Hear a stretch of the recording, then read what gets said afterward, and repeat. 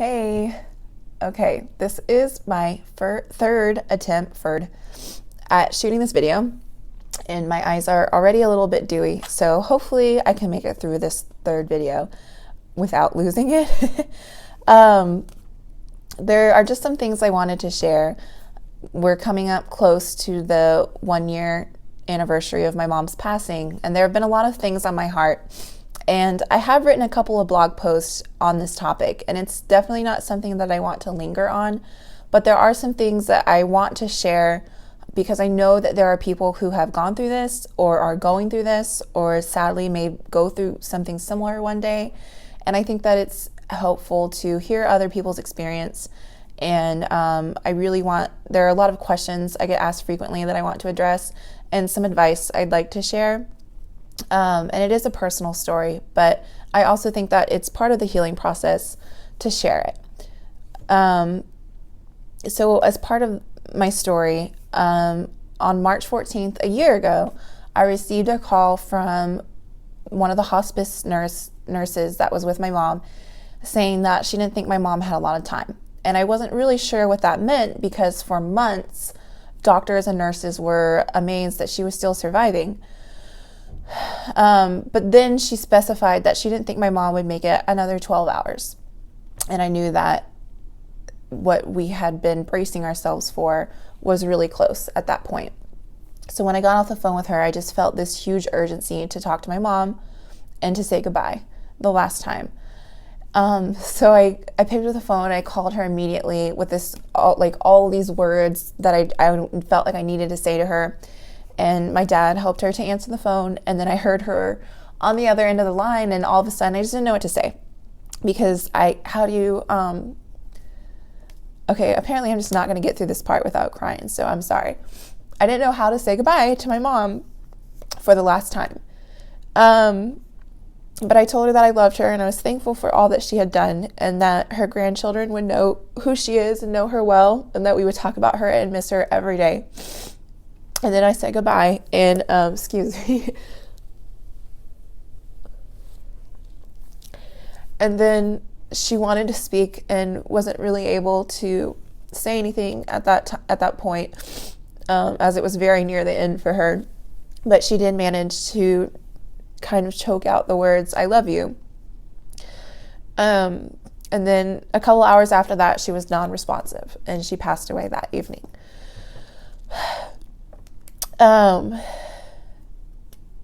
It's been almost a year now, and people say that it gets easier, and it doesn't. There are still so many moments that I think of something that I want to tell her, or I want to show her, or I think of something exciting, and then it feels like sorry. It feels just like a weight falling on you when you realize that you'll never see her again. That's a really hard concept to comprehend. This is so weird because most days I don't really cry, but I cannot talk about this without crying. And this is just the intro. Like, I'm going to get to advice and things that I want to share, but I guess we'll just have to get through this first. Excuse me. But this does remind me, since I'm here bawling my eyes out, I think a lot of times it makes people really uncomfortable, and they feel like they have to say, "I'm so sorry," which is definitely appreciated, which is sweet. But I mean, I don't think it's the worst thing to cry. I think it's good to cry a lot of the time. I didn't always think that, but I definitely do now. So I don't know. I guess people always have the tendency to desperately want to make someone stop crying, but it's okay. Sometimes the best thing to do is just to keep crying and let it all out and then move on. So there were obviously a lot of things that were extremely difficult during my mom's sickness and her passing. But there was also a lot of added stress that came from not having any plan in place that made it all so much more difficult. And during a time that I would have loved to spend all my time just sitting next to my mom and enjoying her company, or sitting with my dad and just being with him, there were so many other things that were a lot to deal with There were insurance issues. There was tons of financial issues. It was extremely difficult. Well, first of all, to find out what my mom's wishes were, and then how we could make that possible. Not having known that we would be in this situation and what our options were in this type of situation. For example, she really wanted to be at home the whole time, and that is not something that is very affordable. But thankfully, thanks to an amazing friend and people that stepped in and helped, it was possible for her to be at home and have the care, most of the care that she needed. But up until very close to the end, it was a very, very difficult battle. And knowing that there are things that we could have done or that my mom could have planned on to make that easier in some aspects, I definitely regret not having done that, and it's something that I want to do differently myself. Excuse me. So my advice would be to have a plan, however simple that may be starting out, and then going up from there. If you keep a journal or a diary or just something that you can write down what your wishes would be in a situation like this, and just make your family aware of that, so that's there, so that can be something just to kind of start on. But even better than that would be to have a will and to have good insurance or a health savings account, or a savings at all dedicated to this type of situation, however small it may be starting out. Hopefully it's something that you will never ever need, but I promise you, you never know when these things will happen. You don't think that it's going to happen, and then it does. So I strongly advise to have some type of plan, to make it easier, whether it's you or family members, whatever the situation. I get asked a lot because sadly there are so many people who battle cancer, things that I wish I would have had from my mom or things that I wish I would have done. So number one, would be having that plan in place. Secondly would be letters. Thankfully, we just recently got a CD that my mom had recorded, and I get to hear her voice and hear songs that she wrote, and that's really a huge blessing to have that. But those voicemails are something that we're going to treasure forever. So videos, whatever you can take, whatever you can do, you will treasure those for a really long time. So whether or not you make some of those or find some and put them together on a little CD or DVD or whatever it is that you can keep, I know that you would appreciate having that. I did really wish that I could have had my mom write letters either to me or at least to my daughter, her granddaughter. But she never really wanted to admit that maybe there was a chance that she wasn't going to beat cancer. And then when it became clear that she wasn't going to beat it, she was too weak to do those things. And that's okay. I'm not holding that against her or anything. But I just want to share with people that whether you do it right now, when everyth's fine, that's good. Just write letters to the people you care about. I have one for Mia that I wrote, and it's a few years old already. But when you're a new mom and you go a little bit crazy and you think of how horrific it would be if you die, and then you write letters and all these things. So Mia has letters in her baby book from me. But if it's not letters, just any type of, keepsake that you can have.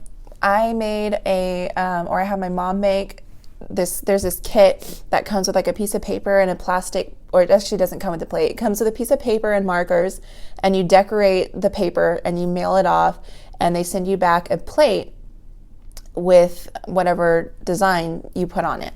So my mom made one for Mia that has her handprint and Mia's handprint and a little note from my mom.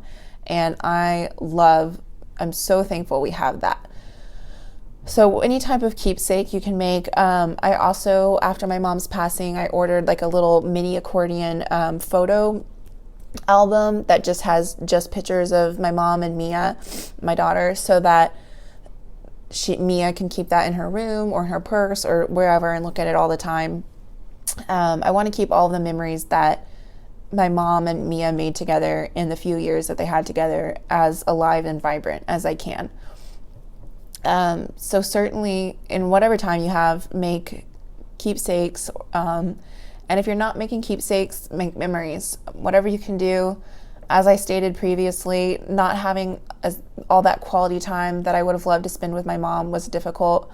But it doesn't have to be in an emergency situation where someone in your family is ill. It can be right now. Just find the time to be with your family and to treasure those moments, and don't go home early and don't be distracted. Just be there and make memories. The other thing I wanted to address is the awkwardness of grief and how people, I don't think, know what to do around it. This has definitely been me in the past, but then being kind of on the other end of that, one of the things I would love to ban is asking, are you okay? Just don't ask someone if they're okay. I know that seems like a nice sentiment, but there were so many times I was not okay, and people would ask me that, and I'd be like, if I say no, I'm not okay, what are you going to do that's going to make it better? How are you going to make it stop? There's nothing you can do. I know that people just want to be there and be encouraging, but I would, maybe say, I'm here for you. I'm sorry you're going through this. What can I do? Let me know if you need anything. Just, how are you feeling today? Just don't ask if someone's okay, because there's really nothing you can do if they're not okay, and it just becomes kind of frustrating. Because during the time that she was ill and after her passing, people would ask me that, and then I felt like I needed to give a long answer, and I don't know. I mean, it's just awkward, and I know that it was that way for other people in my family. So just try not to ask someone if they're okay. I've heard people mention before that when someone passes, they felt like they needed to give them space. And I understand that some people do want space, but don't just vanish out of their lives. Let them know that you're there anytime that they need you, whether that's through a card or through a text. I know people would message me and be like, I know you're getting so many messages, or would message me weeks later and be like, I knew you were getting so many calls that day. I didn't want to be just another call. And I do appreciate that, but I remember every text and every call and every card, and it meant so much to me reading them, even if I didn't have the chance right then to respond. I cannot stress enough how much the kindness of our friends, whether it was bringing a meal, whether it was a financial donation, or whether it was a kind word, how that carried us through the whole time. So don't underestimate your ability to be of help just by sending an encouraging note. It really, really does make a difference.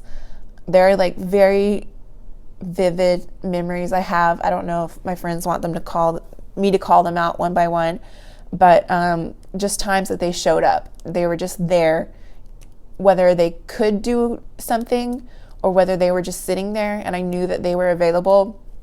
It meant the world to me. So unless someone very specifically tells you I need space, I don't think that's very often the case. I think just let them know that you're there and be ready to show up when they need you. This is a really long video, so I think that was the gist of it. I would love to hear what things that, if someone was sick in your family, ways that y'all, made memories together or made keepsakes, and ways that you were very encouraged during a difficult time, how people helped you. Because it's such an awkward thing, I guess, to discuss, and I think people just avoid it. Avoid crying on the camera like I am right now. But I prefer that we talk about it and help each other out and get better at helping others in a time of need. Because sadly, there are always going to be tons of people in need all around us, and our friends are going to go through things, and it's important to understand what we can do to help them and to be there. Thank you for watching. You can subscribe to the Anna Antonin blog if you would like to see more posts related to this, or lots of other things like recipes and homeschooling tips and decorating tips and many more fun topics besides this. Thank you and have a great day.